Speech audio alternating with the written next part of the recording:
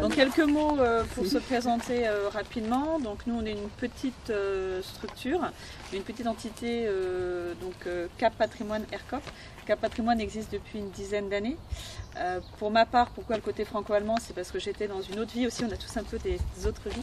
J'étais expert comptable, commissaire aux comptes, donc Steuerberaterin Wirtschaft préférée. Donc à Paris pendant 8 ans associé et 5 ans en Allemagne. Et je suis revenue en 2005 dans la région. J'ai quitté la comptabilité franco-française et je me suis spécialisée tout ce qui était conseil en patrimoine.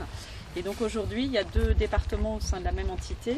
Un département Cap Patrimoine qui est, je dirais, qui a une spécialité sur la région Corse, et le département ERCOP qui a une spécialité sur la région Provence, avec une dimension éco-responsable et écologique en matière d'immobilier écologique. Donc effectivement, là vous avez l'équipe au complet. Donc Julie, en fait, qui a vécu aussi en Allemagne, qui est trilingue, puisqu'on a pas mal de clients effectivement, ou allemands ou étrangers. On garde cette dimension puisque c'est par envie de l'interculturalité, de cet accompagnement de nos clients. Et puis en fait Floris, on va te présenter après, effectivement qui travaille en synergie avec nous au sein d'une entité Vue sur Ver pour le côté ERCOP qui accompagne le côté client en matière de transactions, ou les clients à la vente de projets immobiliers ou à l'achat de terrain pour construire des maisons bioclimatiques. Pour accompagner nos clients de A à Z en termes d'offres globales, il y a l'entité juridique ERCOP qui a une carte de transaction sur le plan légal puisque c'est une profession réglementée, et une autre société sur le plan conseil, donc là la dimension je dirais de Vue sur Ver, où en fait Floris va accompagner de par ses compétences le projet de A à Z en amont ou en aval du projet, mais en appui toujours de maître d'œuvre ou je dirais d'architecte. Voilà, nous on n'a pas du tout la notion d'AMO en tant que tel, ni la garantie, ni on veut pas l'avoir. Et on a bien la limite de nos compétences à ce niveau-là. Et voilà, donc on a effectivement, donc là c'est un exemple que vous allez voir, qui était la première maison labellisée, comme disait Christine, par BDM, donc Bâtiment durable méditerranéen. Donc il y a 9 ans je crois, mais Floris vous redira plus précisément. Je pense que c'est en effet intéressant, en guise d'exemple, de vous montrer cette maison-là, pour différentes raisons. Une des raisons étant que, donc Christine, tu as cité mes anciennes fonctions au sein de BDM, donc ça c'était jusqu'à fin 2015, puisqu'en 2016 donc j'ai démarré l'activité à mon compte et puis avec ERCOP et avec Sandrine. Mais pendant 6 ans donc je travaillais au sein d'Envirobat et BDM en l'occurrence, et ces 2 structures ont créé ce qui s'apparente à un label, mais qu'on n'indique pas comme étant un label, on dit que c'est une démarche qui s'appelle Bâtiment durable méditerranéen, et en fait qui était une réponse à la nécessité de pouvoir qualifier et reconnaître ceux des bâtiments qui s'inscrivaient dans une approche environnementale, mais avec cette dimension contextuelle, en partant de l'idée que faire un bâtiment dans le sud de la France, c'est évidemment pas avec les mêmes exigences que dans le centre, que dans le nord, et même quand on est dans le sud de la France, qu'on soit à Fuveau, qu'on soit à Marseille en bord de mer, ou qu'on soit dans le Vaucluse, là aussi c'est pas les mêmes conditions. Mais à l'échelle d'une zone méditerranéenne, on a quand même des éléments déterminants, des points communs, et qui permettent à la fois d'avoir une approche environnementale, mais aussi adaptée à un contexte local. Et cette démarche a démarré en 2008-2009.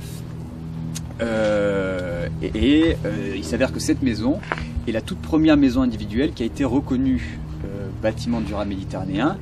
Et aujourd'hui, quand on fait le décompte, on en est à peu près 350 bâtiments dans toute la région Provence-Alpes-Côte d'Azur. Voilà, il y a du public, il y a du privé. Il y a des maisons individuelles, il y a des logements collectifs, des établissements recevant du public, des écoles, etc.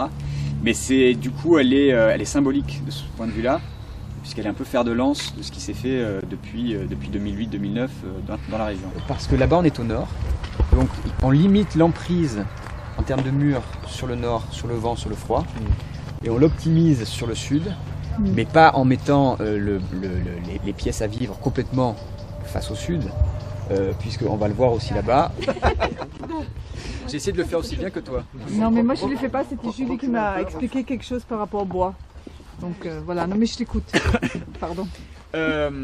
Donc chaque commune applique des règles et applique son PPRIF, c'est son plan de prévention du risque d'incendie, et qui peut induire qu'en fonction des zones, on pourra plus ou moins construire, notamment en bois.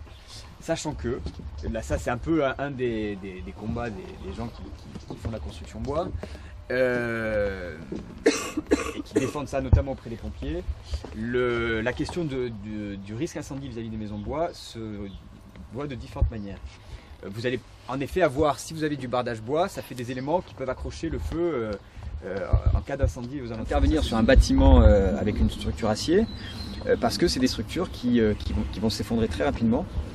Au contraire du bois qui va brûler, mais qui va brûler lentement. Ouais. Et en gardant ses propriétés structurelles. On y va, et vous allez donc voir à votre droite la toiture végétalisée.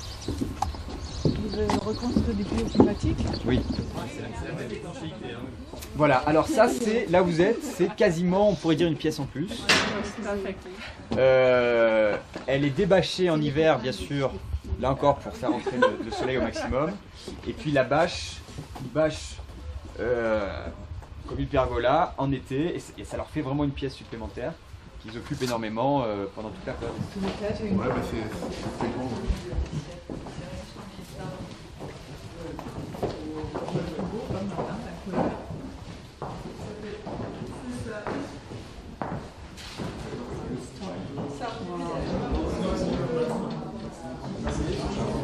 Deux choses qui nous viennent quand on la découvre, c'est évidemment d'abord on se rend compte de l'environnement côté arrière de la maison, et puis on se pose la question tout de suite, se dire mais finalement pourquoi est-ce qu'on n'a pas donné plus de place aussi à cette Alors là c'est vachement intéressant parce que pour le coup c'est la démarche concertée avec le client, presque militante un petit peu finalement aussi de la maison, qui est que, encore une fois, on est en façade nord ici. Donc, plus on va mettre des menuiseries de taille importante, moins on va se protéger du froid qui va venir du nord, qui va venir éventuellement avec le Mistral si on a du Mistral. Donc, voilà, plus on a d'ouverture, plus la maison est quelque part fragile par rapport à cet aspect thermique. Et lorsqu'il chauffe, c'est quand il y a vraiment du froid qui est conséquent, et ils le font simplement avec ce poêle, cet insert, qui est de la manière la plus simple possible alimenté en bois de la pinette qui passe. Sachant que je précise que on voit le toit, c'est quelqu'un qui y part ou enfin, En fait, ils sont obligés de partir Avec quoi voilà, pour des questions une voiture. personnelles. Alors, il y a certaines valorisations. Il y avait le salon, on y était vendredi. Oui, très bien. Alors,